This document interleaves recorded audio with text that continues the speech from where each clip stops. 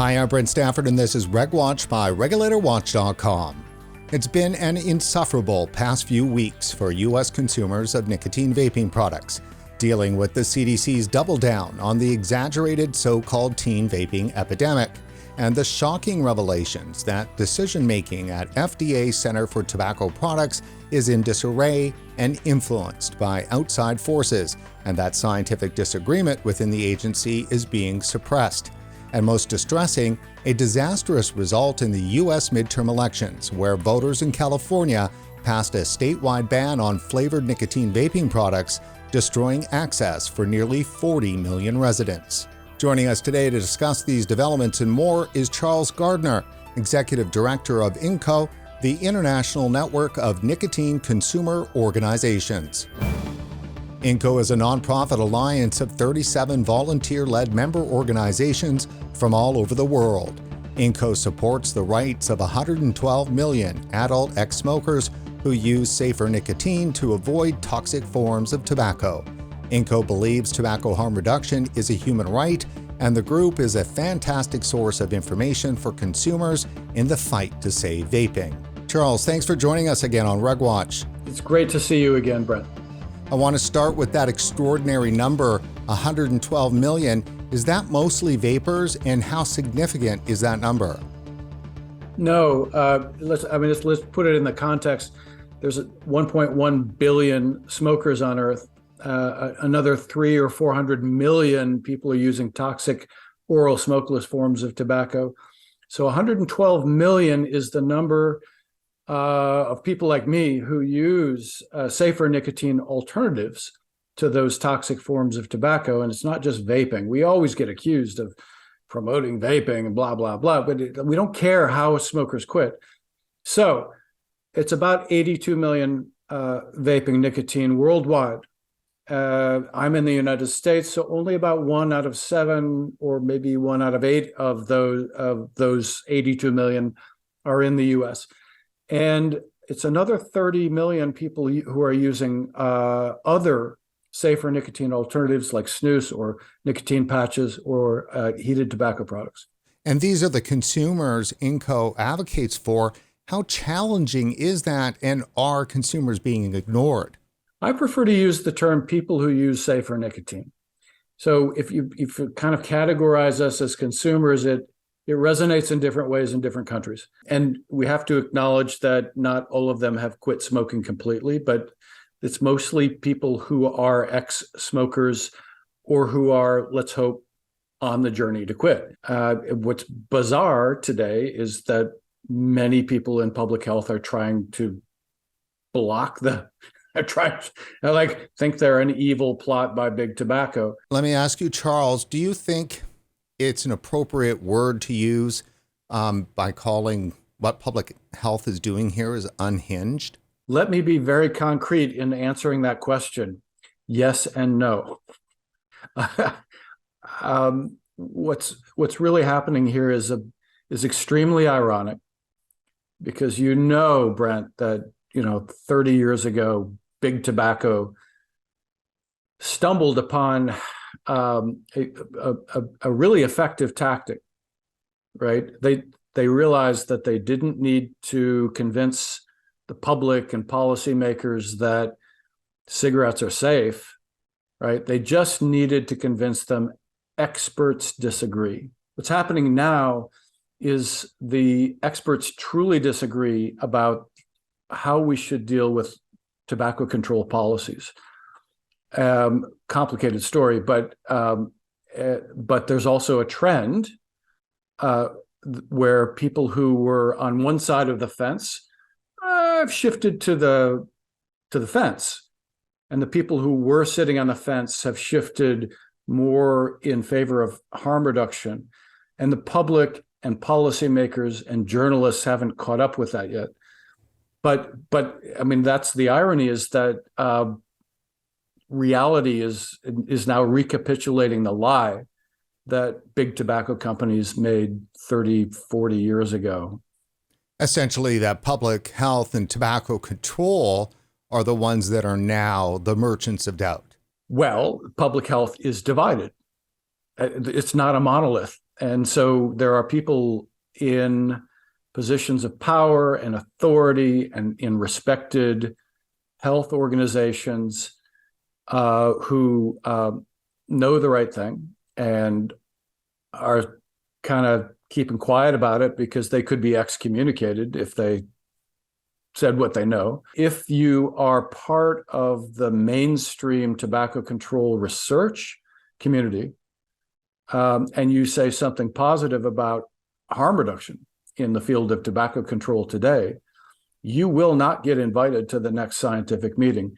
Your next draft paper to the journal may be rejected. There really is a kind of a dogmatic approach right now that, I mean, it looks like church dogma 500 years ago or 400 years ago, but I think the good news is it's not all unhinged. There is a movement among the actual experts who know their stuff in a direction toward accepting the fact that there are some safer nicotine alternatives that are dramatically lower cancer risk and dramatically lower heart disease risk and dramatically lower lung disease risk. And then, it's going to take some time for the public and for journalists to catch up with that, which is frustrating because people are dying. So let me ask you, Charles, about the U.S. Centers for Disease Control, because they are a focal point of a lot of disagreement or misinformation, some say, around vaping, and especially the teen vaping stats, which just came out last month. What do you think of the CDC and their doubling down on the epidemic narrative? Think about what the CDC and the FDA are telling us now. So 2.5 million teens are vaping nicotine, which is a big pile of teens, right? But think also about how that information is conveyed without context. That's out of 27 million teens, 27 million middle and high school students.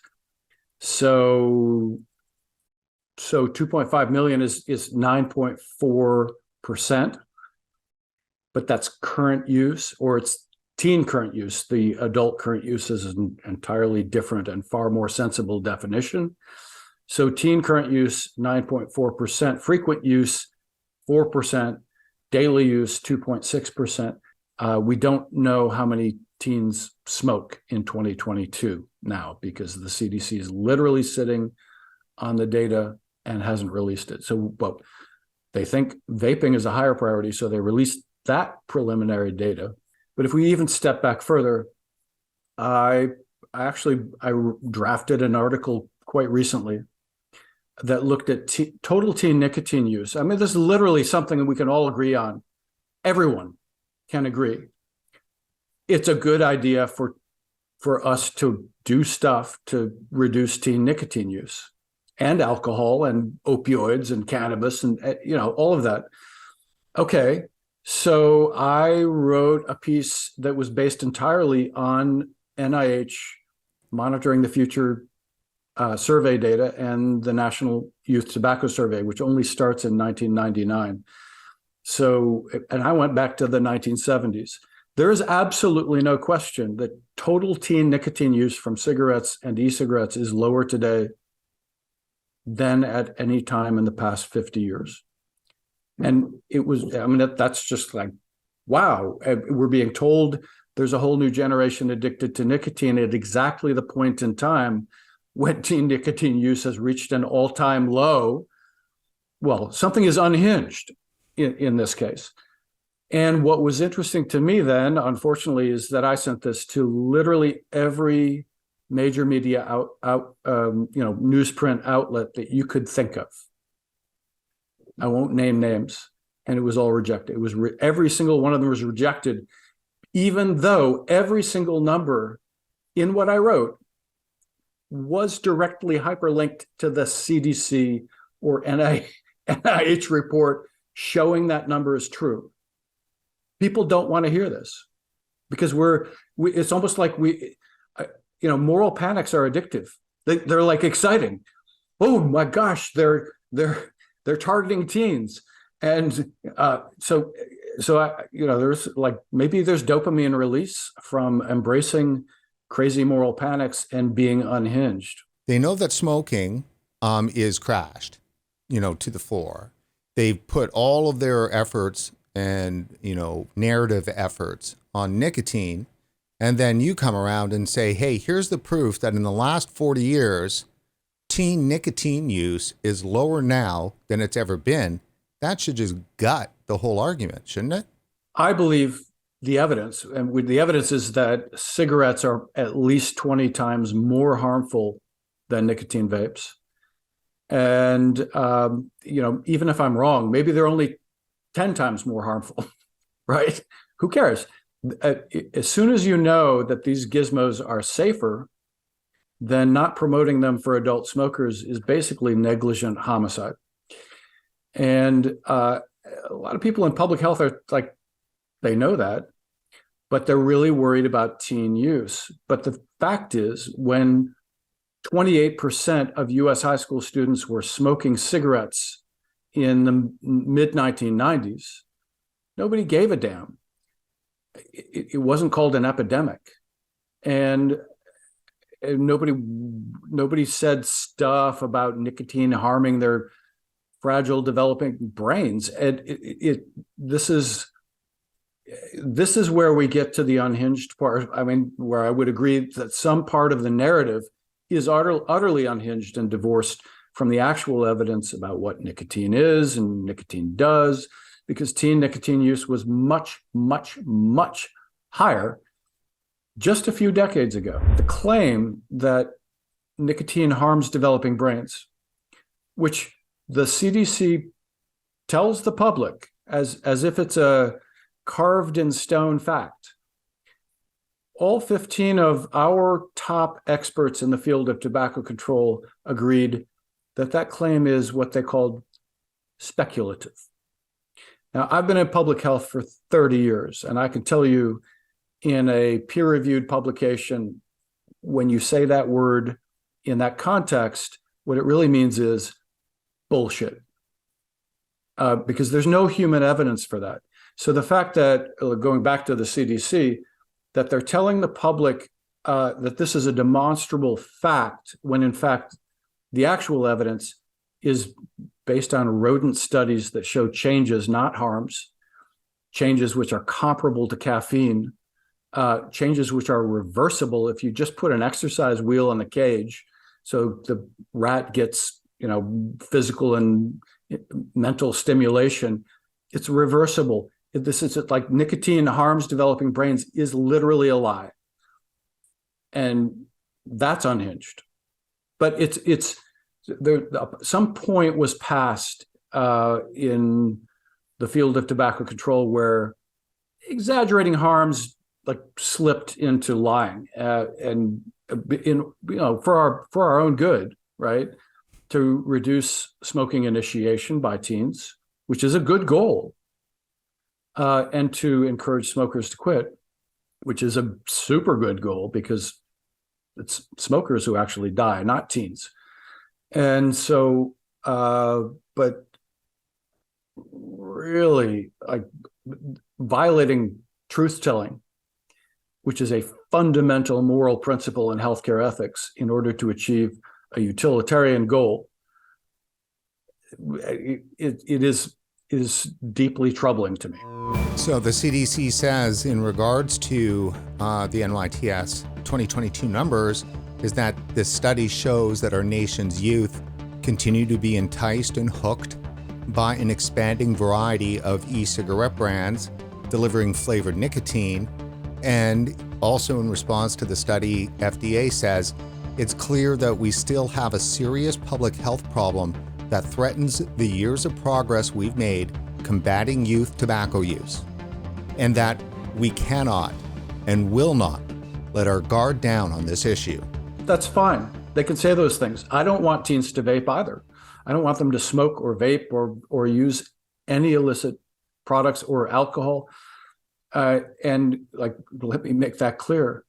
But to present those kind of messages to the public out of context, to not tell the public the fact that teen nicotine vaping has dropped 50% over the past 3 years is just stunning. If you look at the messaging from 2018, 2019, 2020, that messaging always talked about the trend over time when teen vaping was going up. Now teen vaping has dropped 50% after 2019. So in just 3 years, it's down by half. That's a stunning drop in 3 years. And they've stopped talking about the change over time, and they just give the absolute numbers. They give the absolute numbers for current use, which is mostly infrequent experimentation, which means not hooked. And they do not give the numbers for frequent use, which probably means you own a device and buy products. And they do not give the direct numbers for daily use, which may mean that you're hooked. So, and those numbers are incredibly low, and they've always been low. And so there's like a deliberate effort to make people think that there's a crisis and let's go back to that epidemic claim. The CDC's own definition of epidemic is a disease that is increasing in a population. Teen vaping is not a disease, it's a behavior, and it just dropped 50%. It's not epidemic. In fact, it's lower today than, as I have said, back in 2015, which was 3 years before the FDA declared an epidemic. But the FDA refuses to undeclare epidemic. And I sat in on a video call between the CDC and its partners, who are CDC people, but also a lot of anti-vaping NGOs funded by Michael Bloomberg. And those people were reassured by the CDC that they could still say this is an epidemic, even though teen vaping is lower now than it was 7 years ago in 2015. It's bonkers. So, Charles, I've got a clip from that Zoom call, which happened on the same day that the CDC released the stats, and this was a private call. Good to hear that you were on it. Let's take a listen. I just have one more quick question, because you have made it really clear that this data, as the same with last year's data, is not to be perceived as any kind of a trend, because the methodology is different and because of the logistical difficulties of the pandemic. And so how then do we, I won't say quantify, because we can quantify the raise over last year, but when these 2 years are meant to be on their own, and then there is a significant rise from this year over last year, how should we be messaging that or thinking about that when we know that it's not these two data sets are not comparable to what came before?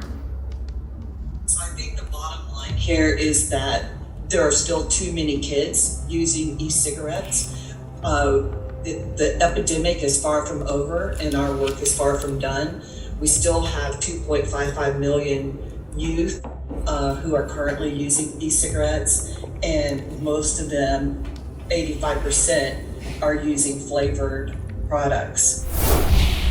So the epidemic is far from over, and there's more work to be done. Teens should not be using adult products. They should not be drinking alcohol, which they do more than they vape nicotine, and they should not be smoking cannabis, which they now do more, or vaping THC, which they do more, combined. Those are all intoxicating drugs, and they do those things more than they vape nicotine, but somehow our moral panic about nicotine use is much, much higher than it is about intoxicating drugs, which in the case of alcohol cause 3,900 deaths every year. So there's a valid concern. We don't want teens to use this stuff. To talk about that in a complete vacuum, like not looking at the fact that there are 12 million adults using these products, these gizmos, and that in the United States, 40% of those adults have quit smoking completely. So that's 4.8 million people. And we know that over time, 30% of people who quit with an e-cigarette later quit vaping. So you have to kind of add at least 30% to that 4.8 million. You get up to, it's well over 6 million in the United States have quit smoking with these things. And if you look at the numbers in the UK, where smokers are a lot less misinformed than American smokers about the relative risks, it's 57% in the UK. 57% of UK adult vapers have quit smoking completely. I think that's a really telling difference, because we know that 82% of American smokers think these gizmos are as harmful as smoking. Like they're that misinformed. But going back to teen use, yeah, we want to be concerned about teen use, but we like seriously, at some point we want to stop lying to people.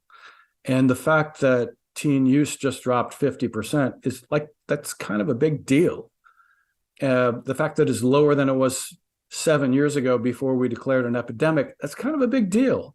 The fact that teen nicotine vaping is lower than teen smoking was 10 years ago, come on, and much lower than teen smoking was 20 years ago. Given the fact that teen smoking has dropped 90% over the past 10 years, if you want to get technical, it was 15.8% 10 years ago and 1.9% now. It's a 90% drop. That's not up for debate.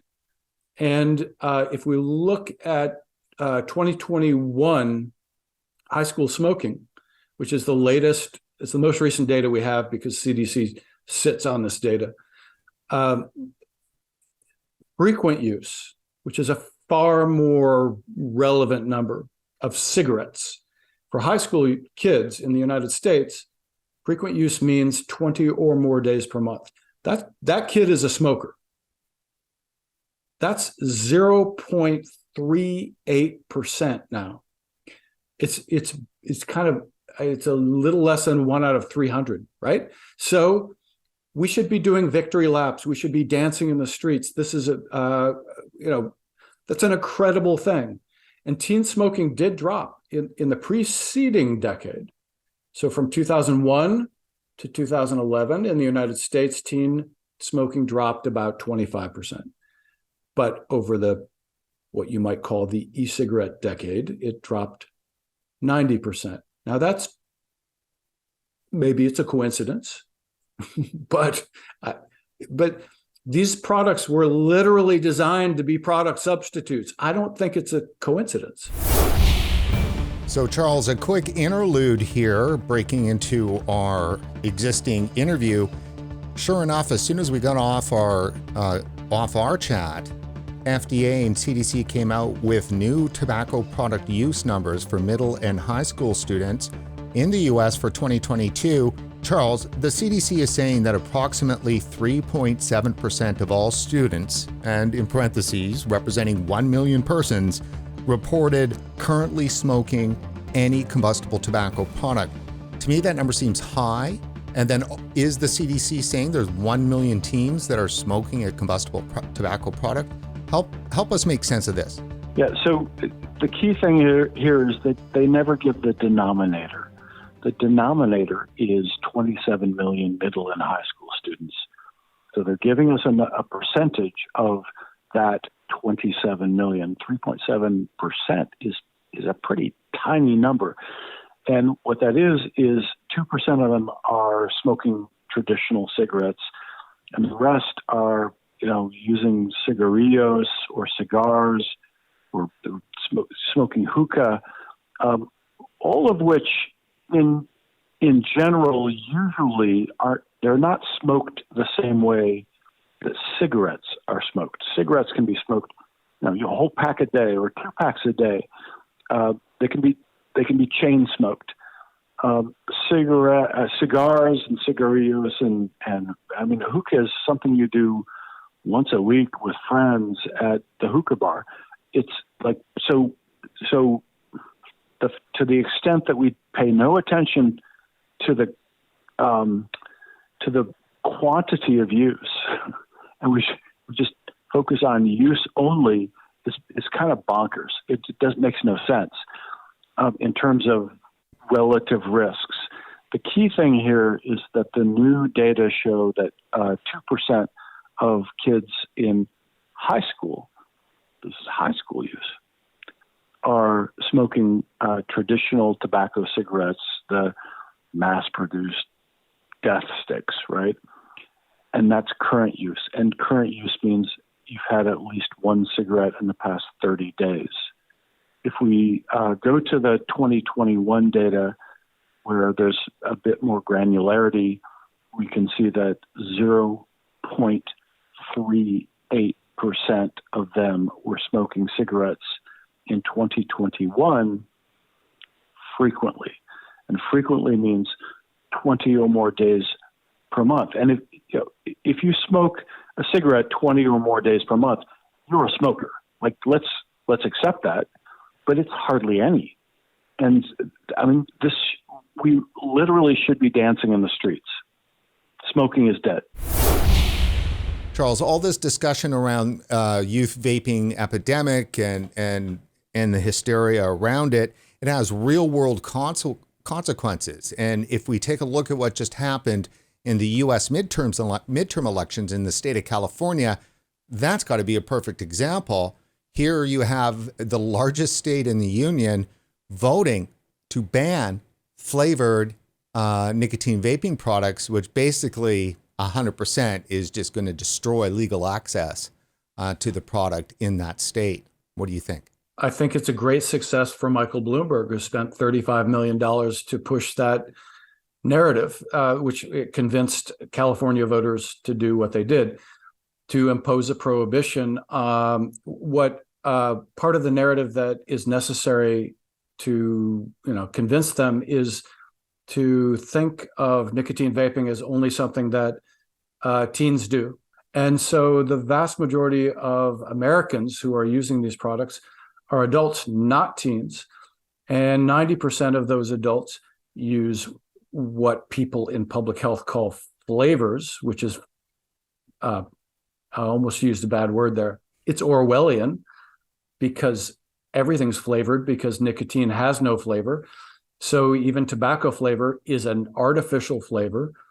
So what we've just done is cut out the products that 90% of adults who are vaping to quit smoking, to stay smoke-free, or who are on the journey to quit, what they're using. In my opinion, California just passed a law that is probably going to kill 500,000 Californians over the next 10, 20, 30 years. California sets the trends across so many different areas of life and across so many different states and around the world. This is a real loss for tobacco harm reduction, is it not? No. We have to consider all of these prohibitions or the imposition of taxes as massive clinical trials with no informed consent. I mean, actually with misinformed consent. I mean, there's consent because people voted for it. My prediction would be a year from now, cigarette sales will have strengthened dramatically in California, that nicotine vaping will not have dropped a jot because the illicit market is so huge. And the prohibition never works when you're dealing with products that adults want and use. So most users are, in this case, are adults, not teens. What's most ironic here is that teen vaping in California is actually much lower than the national average. So they not only got the 50% drop from 2019 to 2022, but it's much lower there. So Charles, back in July of this year, in response to issues around baby food shortage and some product quality issues, and then of course with the forever up and down of FDA's PMTA process when it comes to e-cigarettes, the commissioner went to a foundation that's tightly connected with FDA. It's called the Reagan-Udall Foundation for the Food and Drug Administration, which is conducting a series of, I guess, reviews of FDA's policymaking process. And they had, in October, some testimony or comments given by people that work at FDA and that were quite revealing. As a part of the Reagan-Udall Foundation feedback from stakeholders, one commentator said that reviews of pre-market tobacco product applications, PMTAs, in the CTP Office of Science lack the autonomy to exercise best scientific practices in their reviews of PMTAs. Another comment, scientific disagreement is frowned upon, if not entirely suppressed, and punished through various backhanded methods. And in another comment, in some divisions, leadership pushes a gotta-get-a mentality onto staff, which is unsupportive of a reviewer's fundamental duty to provide an unbiased review using the best available science. Another commentator claims that arbitrary and politically driven timelines set externally are driving reviews as opposed to allowing for a thorough scientific review. When errors are found, the CTP reviewers are blamed, when in fact the lack of adequate time to complete the reviews are at fault. And one commentator wrote, "In cases where reviews are finished and scientific decisions are made, they are also overruled by political agendas and pushed to change decisions." I'm sure you've seen this, Charles. What do you make of all this? Well, first, I worked in the U.S. Department of Health and Human Services for 10 years. And so I think if you polled any branch of the agency, you're going to find a lot of disgruntled employees who think they know a better way to do things. I think so. It's not surprising to me that a lot of people in the Center for Tobacco Products are not happy.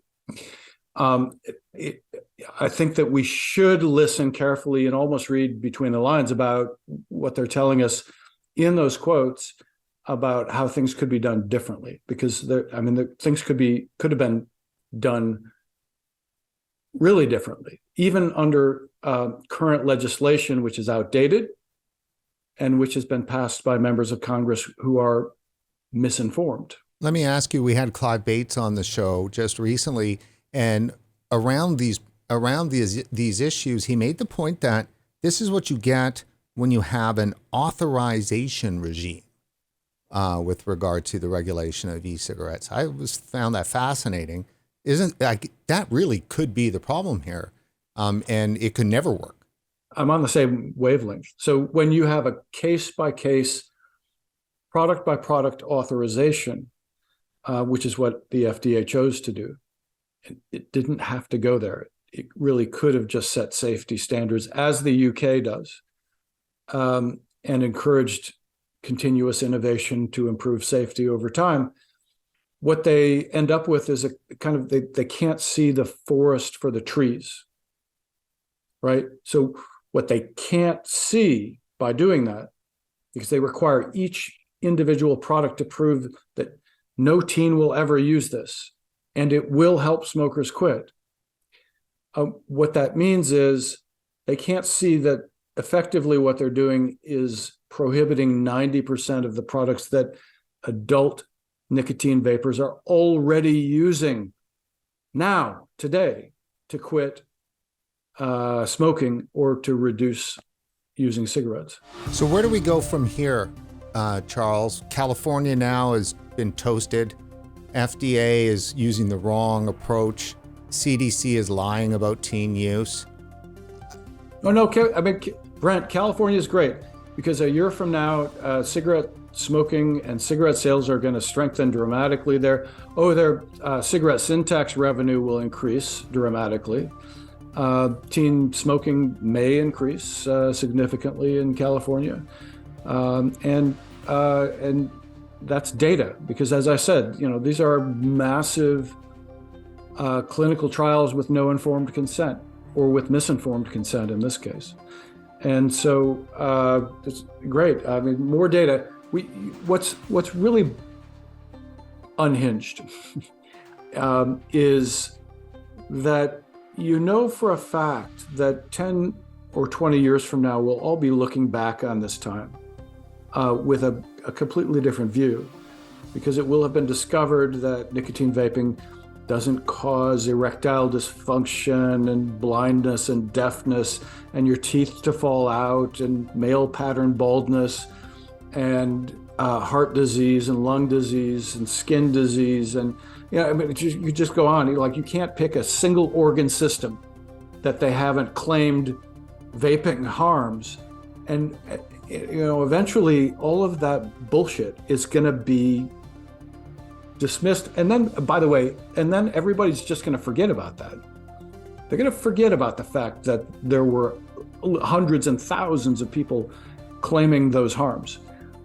And also 10, 20 years from now, all the teens who are vaping now who should not be vaping, they're going to be in positions of power. They're going to be adults. They're going to be, it's a bit like cannabis, I didn't use it much, a little bit when I was in high school, but I knew it was not harmful. And like everybody who used it in their teens, cannabis in their teens, grew up like probably wondering like, wait a minute, like why? Like alcohol is much more harmful than this. Why is this illegal and alcohol is not? Like you eventually would come to our senses, but it really takes a long time for people to get sane.